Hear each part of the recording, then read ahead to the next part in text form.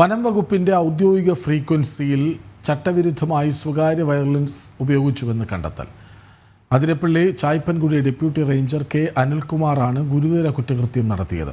Telecom regulatory authority ചട്ടങ്ങൾ ലംഘിച്ച് ഔദ്യോഗിക രഹസ്യങ്ങൾ പുറത്തേക്ക് ചോരാൻ വഴിയൊരുക്കുന്ന പ്രവർത്തനം 1 വർഷത്തോളം നടത്തിയെന്നാണ് കണ്ടെത്തൽ.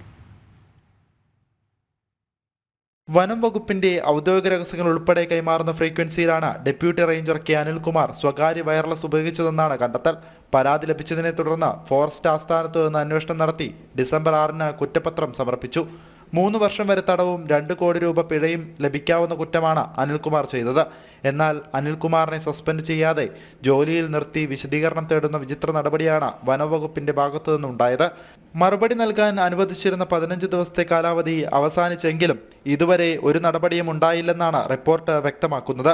സേനയുടെ ഔദ്യോഗിക ഫ്രീക്വൻസി സർക്കാർ നൽകുന്ന വയർലെസ് സെറ്റുകളിൽ മാത്രമേ ഉപയോഗിക്കാൻ പാടുള്ളൂ എന്നാണ് ചട്ടം.